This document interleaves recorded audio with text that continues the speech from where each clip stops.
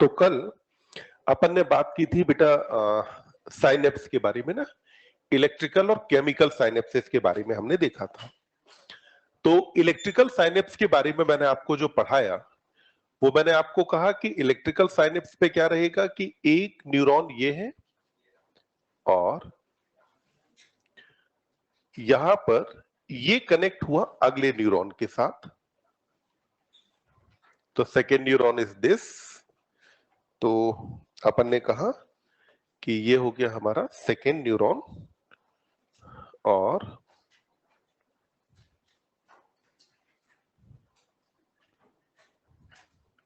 फिर अपन ने कहा था कि क्योंकि दोनों एक दूसरे के क्लोज कांटेक्ट में होते हैं तो क्लोज कांटेक्ट में होने की वजह से यहां पे जो इंपल्स है वो इधर से इधर भी जा सकती है और इधर से इधर भी जा सकती है, यानी कि दोनों डायरेक्शन में इंपल्स का ट्रांसमिशन पॉसिबल है। जबकि वहीं देखिए केमिकल साइनेप्स में हमने क्या कहा था, तो हमने कहा कि एक न्यूरॉन ये हुआ, ये इसका साइनेप्टिक नॉब। साइनेप्टिक नॉब के अंदर क्या भरी होती है, साइनेप्टिक वेसाइकल्स, और साइनेप्टिक वेसाइकल्स के अंदर क्या भरा था, न्यूरोट्रांसमीटर यहां पर भरे हैं। फिर हमने कहा कि हमारा जो दूसरा न्यूरॉन है वो ये हो गया, यहां पे दूसरे न्यूरॉन का डेंड्राइट आ गया। यहां जो डेंड्राइट है इसके ऊपर हमने कहा था मौजूद होते हैं न्यूरोट्रांसमीटर के रिसेप्टर्स। अब आप देखिए हमने बेटा ये जो मेम्ब्रेन थी इसको नाम क्या दिया था, प्री साइनेप्टिक मेम्ब्रेन। तो इसको क्या कहा था, pre synaptic membrane.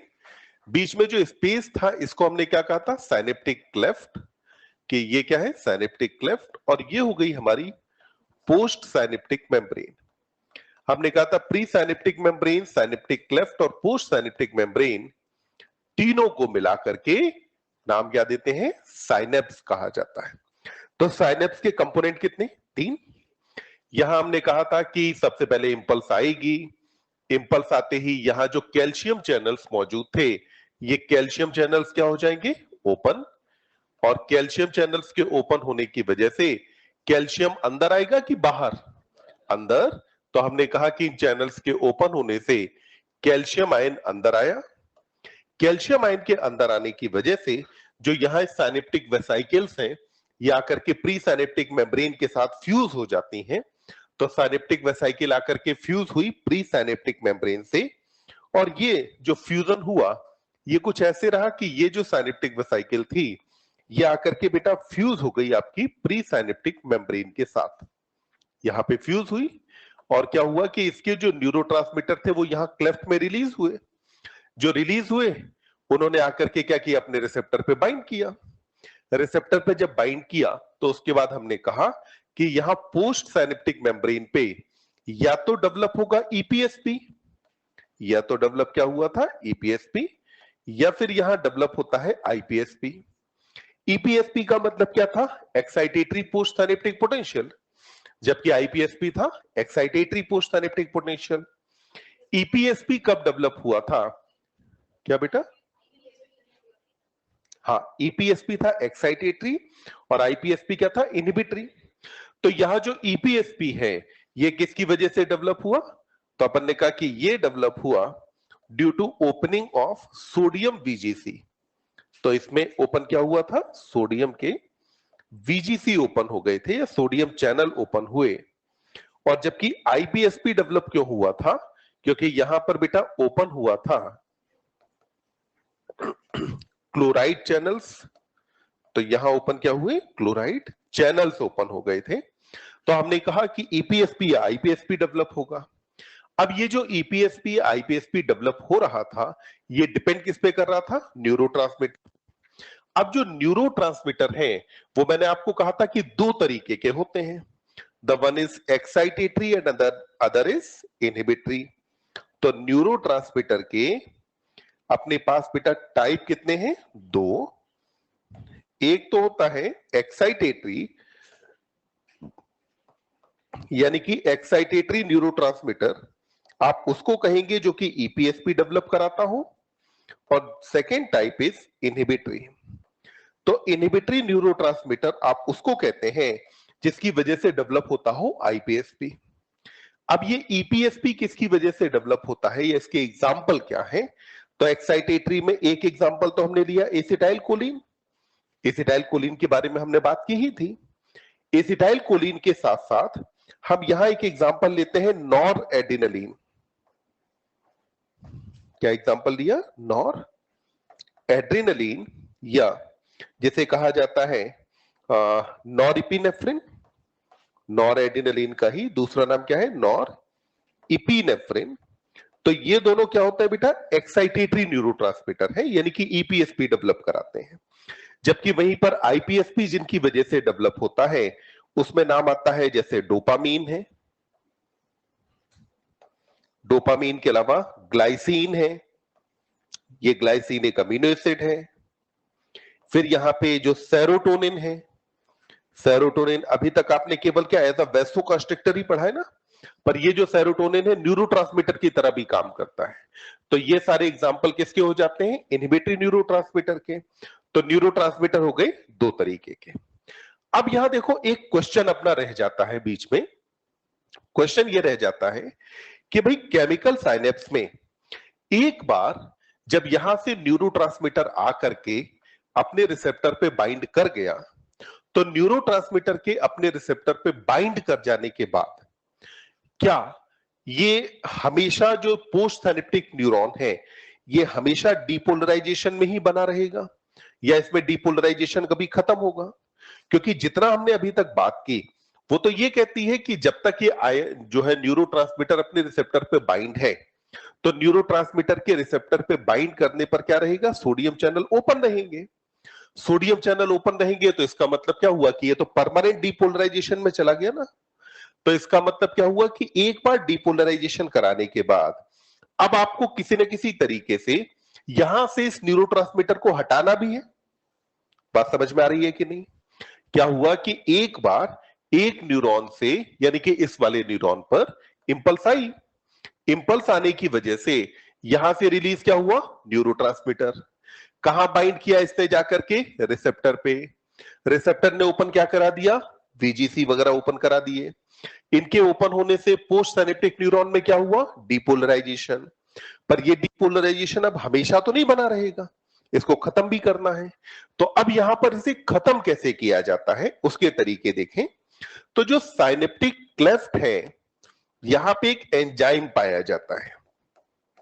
Synaptic cleft जो है इसके पास एक एंजाइम होता है जिसको हम बोलते हैं एसिटाइल कोलिन एस्टरेज। तो ये क्या करता है? एसिटाइल कोलिन को, एसिटाइल कोलिन एस्टरेज एंजाइम, और ये जो एस्टरेज एंजाइम है कहां पाया जा रहा है? क्लेफ्ट के अंदर मौजूद है। एसिटाइल कोलिन एस्टरेज एंजाइम इसे तोड़ देता है एसीटेट और कोलिन में। किसके अंदर तोड़ा? एसीटेट और कोलिन का यहां फॉर्मेशन होता है। तो ये फॉर्मेशन करा देता है एसीटेट और कोलिन का। एक बार जब एसीटेट और कोलिन का फॉर्मेशन हुआ तो जो रिसेप्टर था ये रिसेप्टर बाइंड किससे करता था? एसिटाइल कोलिन से ना। एसीटेट और कोलिन से तो बाइंड नहीं करता था। तो क्या हुआ? जैसे ये एसीटेट और कोलिन के अंदर टूटेगा तो टूटते ही अब रिसेप्टर के पास न्यूरोट्रांसमीटर खत्म हुआ। मतलब क्या हुआ कि यहां से एक न्यूरोट्रांसमीटर गया, न्यूरोट्रांसमीटर ने जाकर के पोस्ट सिनेप्टिक मेम्ब्रेन पे रिसेप्टर पे बाइंड किया, चैनल्स ओपन हुए। चैनल्स ओपन होते ही अब जो आपका न्यूरोट्रांसमीटर है वो क्या हुआ? डिसोसिएट हो गया, टूट गया। न्यूरोट्रांसमीटर के टूटते ही अब वो न्यूरोट्रांसमीटर अपने रिसेप्टर से हो गया फ्री, यानी कि अब चैनल के साथ कोई भी न्यूरोट्रांसमीटर बाइंड नहीं किए हुए हैं। तो यानी कि अब फर्दर डीपोलराइजेशन नहीं होगा। एक बार जो वेव ऑफ डीपोलराइजेशन क्रिएट हुई, ये वेव ऑफ डीपोलराइजेशन क्या करेगी? इंपल्स को आगे लेकर के चली जाएगी। अब यहां बात आती है कि एसिटाइल कोलिन को आपने तोड़ दिया एसीटेट और कोलिन में। तो अब भाई कब तक आप एसिटाइल कोलिन को तोड़ते रहेंगे? क्योंकि आप ध्यान दो, मैं जब भी अगर कुछ कह रहा हूं तो हर बार मेरे कहने पे तुम्हारे इंटरनल ईयर से ब्रेन तक सिग्नल जा रहा है। जो सिग्नल जा रहा है उसके अंदर हर बार एसिटाइल कोलिन टूट रहा है। अब अगर ऐसे एसिटाइल कोलिन तोड़ते चले जाएं तो फिर हम कब तक एसिटाइल कोलिन बनाएंगे? या अगर बात आती है कि अगर बनाएगा तो कौन बनाएगा इसको? तो होता यह है कि यहां पर जब एसिटाइल कोलिन टूट जाएगा इधर क्या हुआ, एसिटाइल कोलिन यहां पे टूटा ना, टूटने के बाद ये एसीटेट और कोलिन वापस से कहां चले जाते हैं, प्री साइनेप्टिक नॉब के अंदर गए, और प्री साइनेप्टिक नॉब में यहां पर मौजूद होता है माइटोकॉन्ड्रिया। इसके अंदर क्या होगा, माइटोकॉन्ड्रिया। माइटोकॉन्ड्रिया के पास एक एंजाइम होता है जिसका नाम है एसिटाइल कोलिन सिंथेटेज। नाम क्या है, एसिटाइल कोलिन सिंथेटेज। तो अगला जो एंजाइम है वो कहां मौजूद है, माइटोकॉन्ड्रिया में। और किसके माइटोकॉन्ड्रिया में पाया जा रहा है, तो माइटोकॉन्ड्रिया ऑफ साइनेप्टिक नॉब।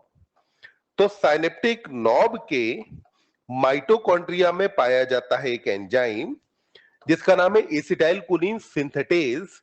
वो क्या करेगा कि एसीटेट और कोलिन को कंबाइन कराएगा। एसीटेट और कोलिन जब कंबाइन होंगे तो ये एंजाइम जिसका नाम है एसिटाइल कोलिन सिंथेटेज, ये फॉर्मेशन कर देगा यहां पर एसिटाइल कोलिन का। क्या बन जाएगा, एसिटाइल कोलिन बना। जब एसिटाइल कोलिन बना तो बनने के बाद अब ये चला जाएगा गोल्जी बॉडी के पास। अब कहां पहुंचेगा, गोल्जी बॉडी के पास। और गोल्जी बॉडी इसे कहां पैक कर देगी, वेसाइकल्स के अंदर। भाई वेसाइकल्स में पैक करना काम किसका था, गोल्जी बॉडी का काम था ना। तो गोल्जी बॉडी ने इसे फिर से वेसाइकल में पैक कर दिया और फिर वापस से यहां पर आ गया। तो यानी कि प्री साइनेप्टिक नॉब से क्या आया था, एसिटाइल कोलिन। साइनेप्टिक क्लेफ्ट में एसिटाइल कोलिन एस्टरेज ने इसको तोड़ दिया। टूटने के बाद फिर से पहुंचा एसिटेट और कोलिन कहां पर, प्री साइनेप्टिक नॉब में। और प्री साइनेप्टिक नॉब में पहुंच करके अब ये वापस से क्या बन गया, एसिटाइल कोलिन बना। फिर वापस से क्या बना, एसिटाइल कोलिन बन गया। किसकी प्रेजेंस में, एसिटाइल कोलिन सिंथेटेज, जो कहां मौजूद होगा, माइटोकॉन्ड्रिया के अंदर पाया जाता है। तो इतनी बात समझ में आती है। फटाफट इसमें से देखो, तुम्हें एक तो न्यूरोट्रांसमीटर वाला पार्ट लिखना है और दूसरा ये वाला पार्ट, इन दोनों को लिखो।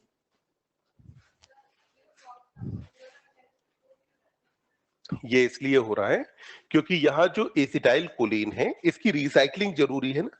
हर बार जब भी मैं बोल रहा हूं तो एसिटाइल कोलिन टूट रहा है। अब अगर इसको मैं वापस से बेटा यहां लेकर के ना जाऊं तो यहां हम कितना एसिटेट और कोलिन भरते रहेंगे, तो भरता चला जाएगा ना। तो फिर तो अपना जो साइनेप्स है वो काम ही नहीं कर पाएगा। तो क्या हुआ, साइनेप्स पे जो मॉलिक्यूल यहाँ एसिटेट और कोलिन बने, एसिटाइल कोलिन एस्टरेज ने बनाए, अब वो यहाँ पे ही न रह जाएं। तो इसलिए अरेंजमेंट है कि अब ये वापस से कहां जाते हैं, प्री साइनेप्टिक नॉब में, और वहां जाकर के फिर से बन जाएगा एसिटाइल कोलिन। यानी कि क्लेफ्ट फिर से खाली हो गया ना। क्या बेटा, कैल्शियम कल अपन ने बात की थी कि कैल्शियम यहां जो आता है ये इस साइनेप्टिक वेसाइकल को ले जाकर के फ्यूज कराता है प्री साइनेप्टिक मेम्ब्रेन के साथ।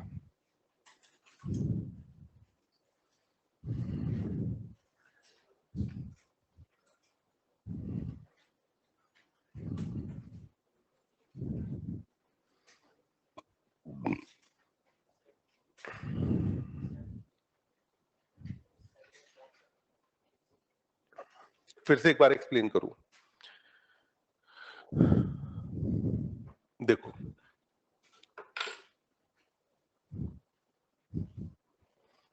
यहां पे हुआ ये कि ये है आपकी साइनेप्टिक नॉब, ठीक। और फिर ये क्या हो गया, पोस्ट साइनेप्टिक मेम्ब्रेन हो गई, डन। इधर क्या है, वेसाइकल्स हैं, इनके अंदर क्या भरा है, न्यूरोट्रांसमीटर भरा है। साथ में यहां एक सेल ऑर्गेनेल की हमने बात की जिसका नाम क्या है, माइटोकॉन्ड्रिया। पहले क्या हुआ, कैल्शियम चैनल ओपन हुए और इनके ओपन होने से कैल्शियम कहां गया, अंदर। कैल्शियम जैसे ही अंदर आया तो कैल्शियम ने क्या किया कि एक साइनेप्टिक वेसाइकल को यहां पे लाकर के फ्यूज करा दिया। जैसे ये फ्यूज हुआ तो यहां से रिलीज क्या हुआ, एसिटाइल कोलिन। कहां पे रिलीज हो रहा है, इधर, यानी यहां कंसंट्रेशन ज्यादा है, इधर की तरफ कंसंट्रेशन कम है।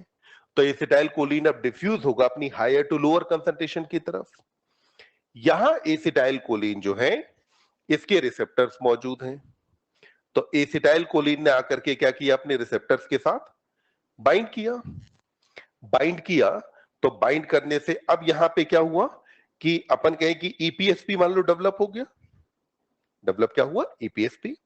एक बार इंपल्स जनरेट हो गई, अब बार बार तो हमें नहीं चाहिए, तो इसके लिए अब हमें क्या करना होगा, एसिटाइलकोलिन को हटाना है। तो अब यहां पर एक एंजाइम भरा है जिसका नाम है एसिटाइलकोलिन एस्टरेज। वो एसिटाइलकोलिन एस्टरेज क्या करेगा, इसको लेगा और इसे कन्वर्ट किसके अंदर कर देगा, एसीटेट और कोलिन के अंदर कन्वर्ट किया। अब एसीटेट और कोलिन, ध्यान रखना, एसीटेट और कोलिन का कंसंट्रेशन कहां ज्यादा, इधर। तो एसीटेट और कोलिन इधर की तरफ डिफ्यूज होंगे, ये अंदर गई, अंदर पहुंच करके माइटोकॉन्ड्रिया ने क्या किया कि एसीटेट और कोलिन को मिलाकर के कन्वर्ट किसके अंदर कर दिया, एसिटाइलकोलिन में। कन्वर्ट करने वाला एंजाइम कौन था, एसिटाइलकोलिन सिंथेटेज।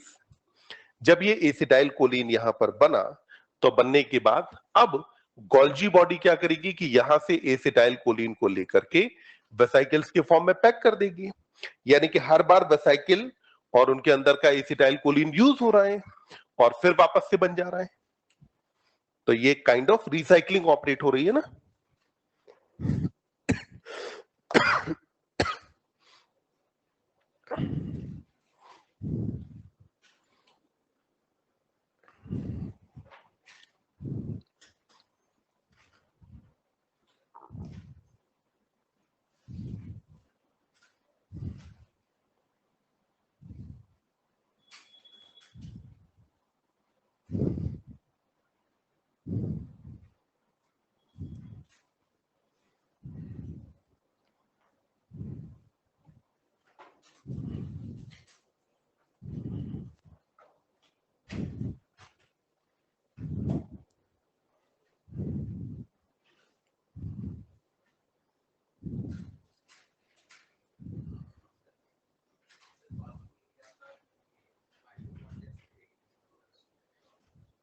नहीं, ये जो एसिटाइलकोलिन सिंथेटेज है, ये होता हर माइटोकॉन्ड्रिया के अंदर है, पर बाकी सेल्स की माइटोकॉन्ड्रिया में ये एसिटाइलकोलिन सिंथेटेज का काम नहीं होता।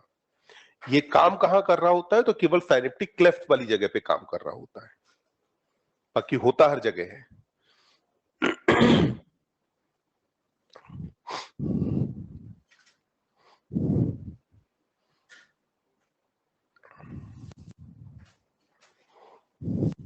लिख गया बेटा?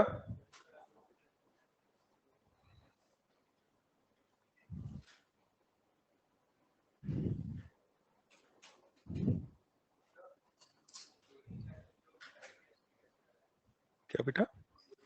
क्लोरीन चैनल जब अगर ओपन होगा तो आईपीएसपी इसलिए डेवलप होता है क्योंकि जैसे ही क्लोराइड चैनल ओपन हुआ, तो आप देखो ये एक्सोलेमा, अंदर चार्ज कितना था, -70, बाहर की तरफ क्या ज्यादा था, सोडियम ज्यादा था, पोटेशियम क्या था, कम। और हमने कहा था कि क्लोराइड भी बाहर ज्यादा होगा, क्लोराइड ईसीएफ के अंदर ज्यादा होता है। अब क्या हुआ, क्लोराइड चैनल खुले,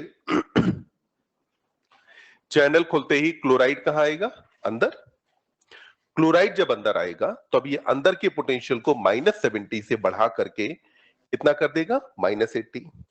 हमने कहा था कि थ्रेशोल्ड पोटेंशियल कितना होता है, -60 है। ये थ्रेशोल्ड पोटेंशियल था आपका -55 टू -60 मिलीवोल्ट था आपका थ्रेशोल्ड पोटेंशियल। पहले क्या हो रहा था कि आपको आरएमपी से थ्रेशोल्ड पोटेंशियल जब अगर पहुंचना होता था तो आपको लगभग 10 से 15 मिलीवोल्ट चाहिए थे ना, यानी कि अगर कोई स्टिमुलस इतना चेंज ले आए तो डिपोलराइजेशन हो जाएगा। वहीं पर अब आपको हाइपर पोलराइजेशन से थ्रेशोल्ड पोटेंशियल पहुंचने के लिए अब आपको चाहिए लगभग 20 से 25 मिलीवोल्ट।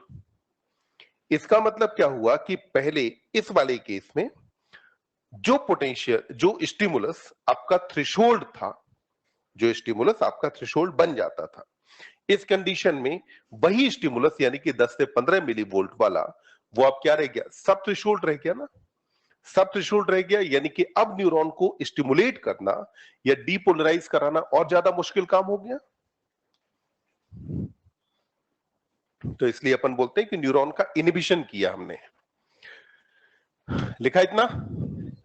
चलो, अब इसके बाद देखो, यहां तक हमने बात की न्यूरोट्रांसमीटर्स वगैरह के बारे में। अब हम एक बार जरा बेटा एनसीईआरटी यहां तक पढ़ लेते हैं और एनसीईआरटी पढ़ने के बाद फिर अपन बात करेंगे यहां पर आगे। तो एक बार अपन जरा पढ़ेंगे एनसीईआरटी। तो जरा एक बार एनसीईआरटी पढ़ ली जाए और फिर जरा आगे बात करते हैं। देखिए,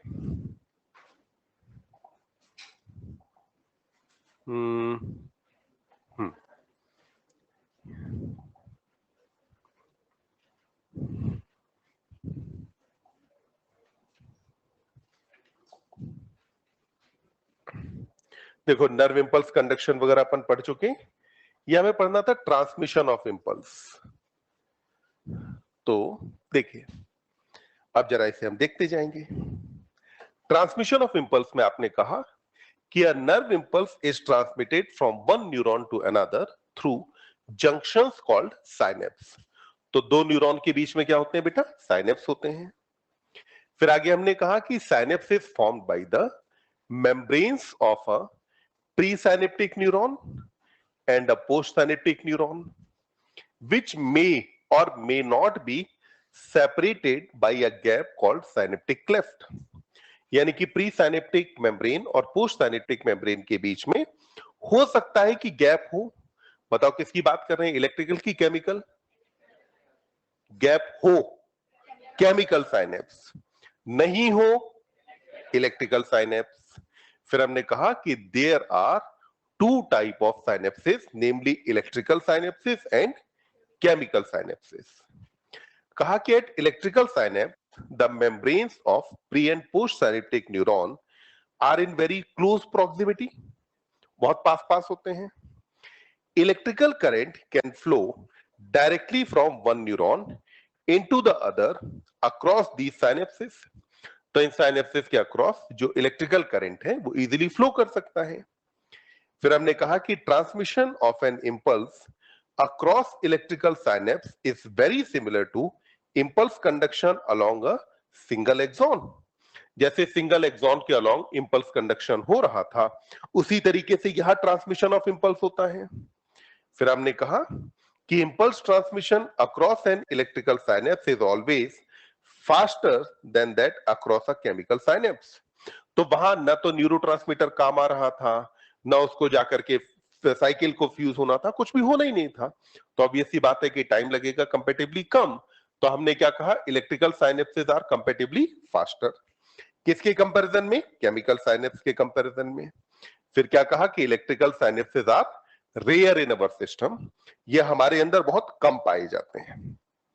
फिर देखिए, at chemical synapse membranes of the pre and post synaptic neuron are separated by a fluid filled space called synaptic cleft.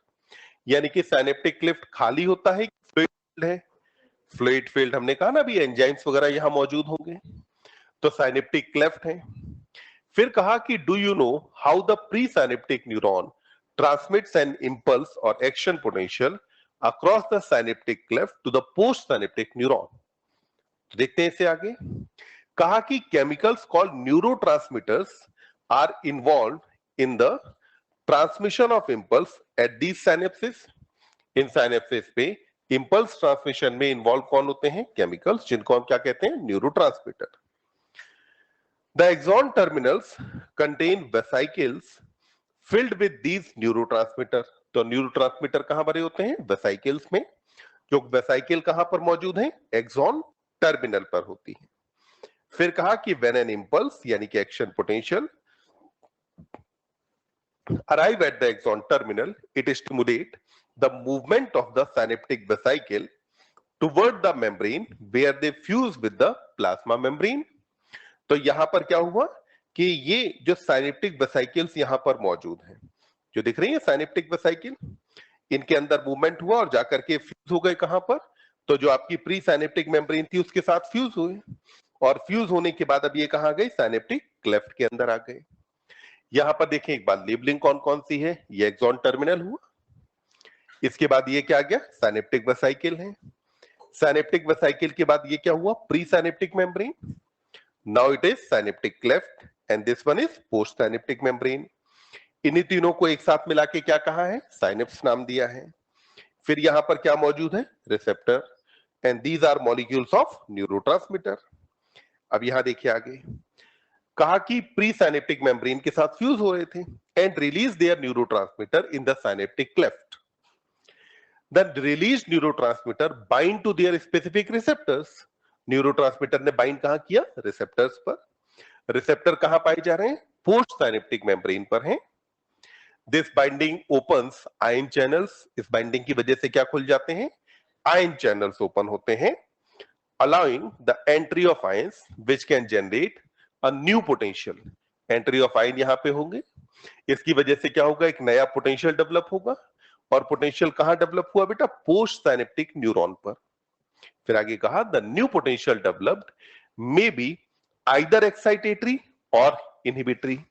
जो पोटेंशियल डेवलप हुआ ये पोटेंशियल एक्साइटेटरी भी हो सकता है, यानी कि ईपीएसपी डेवलप हो सकता है, या फिर यहां इनहिबिटरी होगा तो डेवलप क्या हो जाएगा, आईपीएसपी डेवलप हो जाएगा। अब अपने को बात करनी है सेंट्रल न्यूरल सिस्टम